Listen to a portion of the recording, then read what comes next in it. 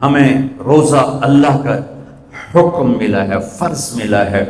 جیسے اللہ بہت بڑا، اللہ کا حبیب اس کے بعد بہت بڑا، یہ دونوں مل کے کہہ رہے ہیں روزہ رکھو۔ اب چھوڑیں گے؟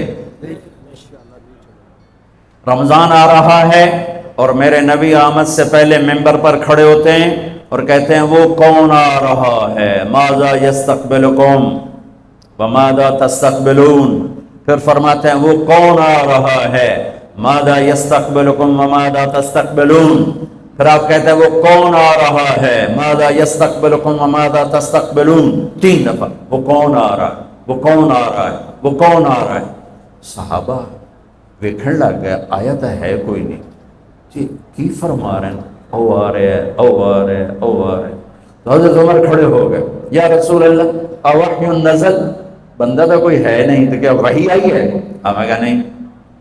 تو کیا کوئی دشمن آ رہا ہے جو آپ نے دور سے دیکھ لیا ہے اور ہم اس کی تیاری کریں؟ ہم نے کہا نہیں۔ تو کہا تو پھر کون آ رہا ہے؟ ہم نے کہا رمضان آ رہا ہے، رمضان آ رہا ہے۔ فرض 70 فرضوں کے برابر، نفل فرض کے برابر، تراویح کے ہر سجدے پر 1500 نیکی، ہر سجدے پر 1500 نیکی، تراویح کے ہر سجدے پر جنت میں خوبصورت گھر جس کے 60,000 سونے چاندی کے دروازے، تراویح کے ہر سجدے پر جنت میں ایک درخت سونے چاندی کا جس کے نیچے 100 سالہ عربی گھوڑا دوڑ سکتا ہے۔ یہ میرے رب کا کرم، فضل، انعام۔ شیطان قید کر دو، ہو گئے۔ جنت کے دروازے کھول دو، کھل گئے۔ جہنم کے بند کر دو، بند ہو گئے۔ اے مچھلیوں، اے چیونٹیوں، اے پرندوں، اے پروانوں، اے سانپ بچھو، تم بھی روزے داروں کے لیے دعا شروع کر دو۔ کر دی۔ سمندر کی مچھلیاں، زمین کی چیونٹیاں روزہ رکھنے والوں کے لیے دعا۔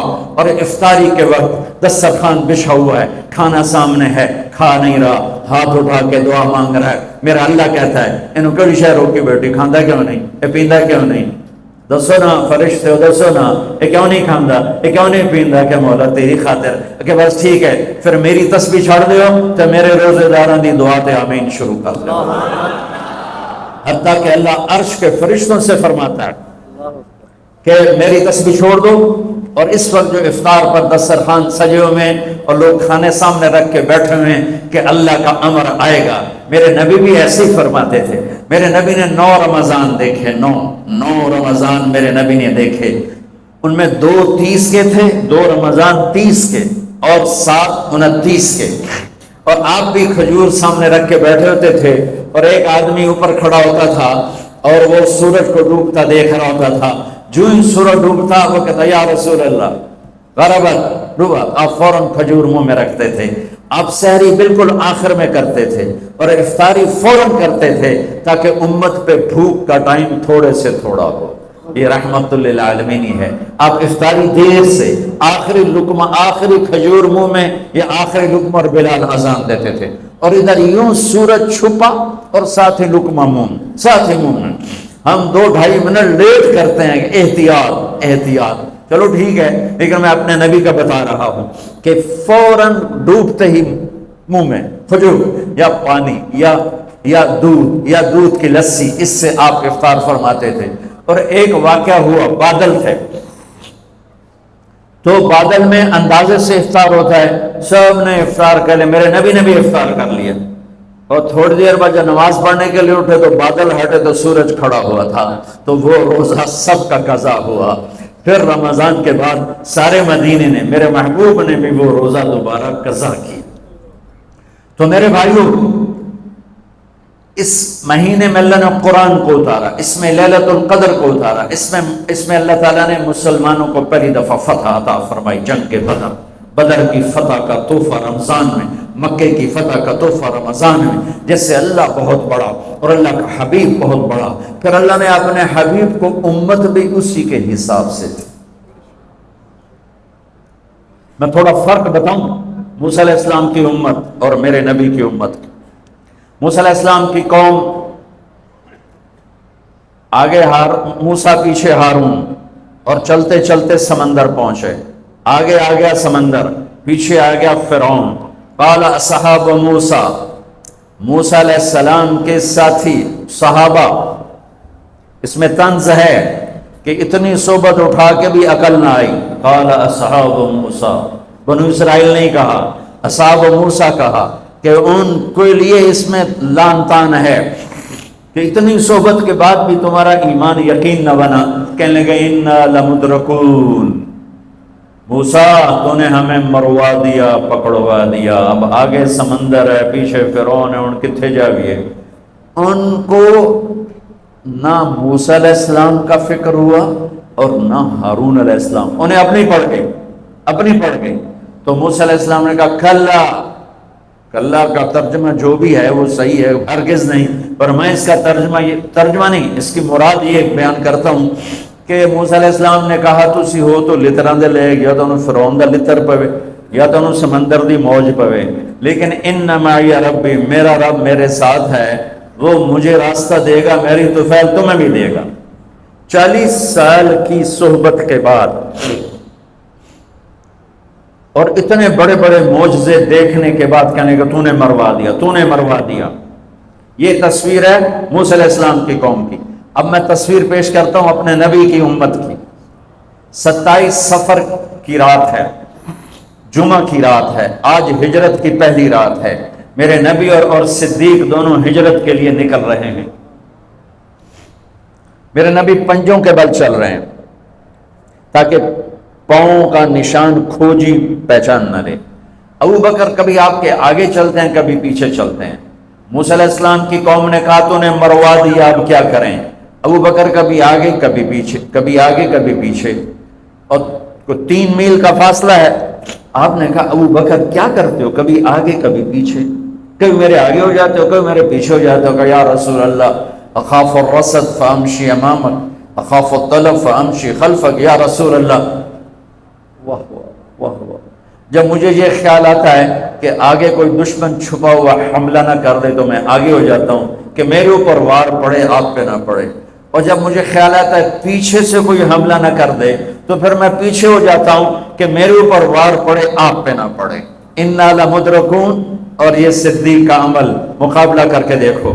پھر جب غار ثور پہ چڑھنے کا وقت آیا تو آپ کے 4 میل چلنے سے پنجے سارے زخمی ہو گئے، آپ نہیں اوپر چڑھ سکے.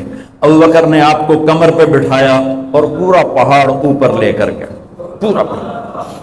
غار کے دروازے پر جا کر آپ کو باہر کھڑا کر دیا. رسول اندر نہیں آئیں گے. آپ اندر گئے، اندھیرا تھا، ٹٹول کے سارے غار کے سوراخ پتھروں سے بند کیے، سوراخ باقی رہ گئے. پگڑی اتاری اور پھاڑ کے سوراخ بند کیے. پھر سوراخ باقی رہ گئے تو کرتا اتارا اور پھاڑ کے سوراخ بند کیے. سارے سوراخ بند کر کے ایک باقی تھا جس میں سانپ تھا، اس میں اپنی ایڑی ڈال دی. یہ جو سانپ ڈس رہا تھا، اس میں علماء نے ایک بات عجب فرمائی ہے کہ وہ اپنے سانپ ہونے کی فطرت سے نہیں ڈس رہا تھا، وہ احتجاج کر رہا تھا ایڑی ہٹا، میں بھی دربار نبوت کا دیدار کرنا چاہتا ہوں. وہ سانپ اس لیے زور لگا رہا تھا کہ مجھے بھی تو دیکھنے دے صدیق، تو ہمیشہ دیکھتا، آج مجھے دیکھنے، آج میرے بھاگ جاگ اٹھے. یہ علماء نے یہ بات لکھی، میں اپنی طرف سے نہیں کہہ رہا ہوں. جب سارے سوراخ بند اور سام والے سوراخ پہ ایڑی، یا رسول اللہ آئیے. آپ اندر آ گئے. اندھیرا گھپ ہے، کچھ پتہ نہیں چلا. تھوڑی سی جب روشنی ہوئی صبح کی تو میرے نبی نے دیکھا صدیق کا نہ پگڑی اور نہ کرتا.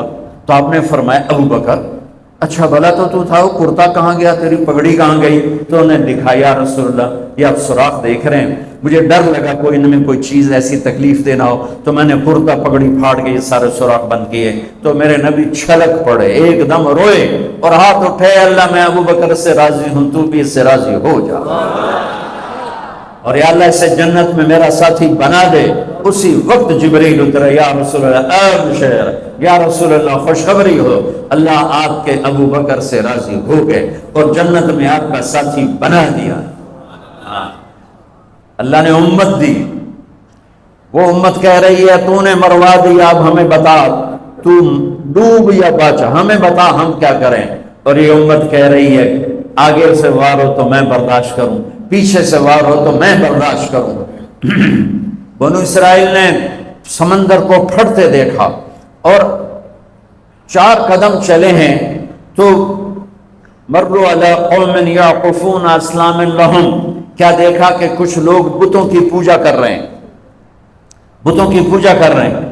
تو 40 سال کی صحبت اور فرعون کا ڈوبنا، سمندر کا پھٹنا دیکھنے کے بعد کہنے کہ موسیٰ اجعل لنا الہا کما لہم آلہہ، موسیٰ ہمیں بھی ایک خدا ایسا لے کے دو جیسے ان کا پتھر کا خدا کا پھٹے منہ توڑا، اور تم اتنے بوجھ سے دیکھ کر بھی تم پتھر کے بت مانگتے ہو، انکم قوم تجہلون۔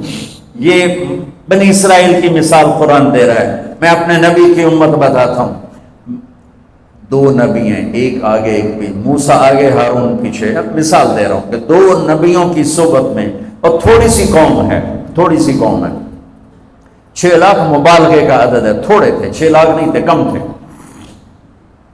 اور وہ اتنی لمبی صحبت کے بعد کہہ رہے ہیں ایک پتھر کا خدا لے کر دو۔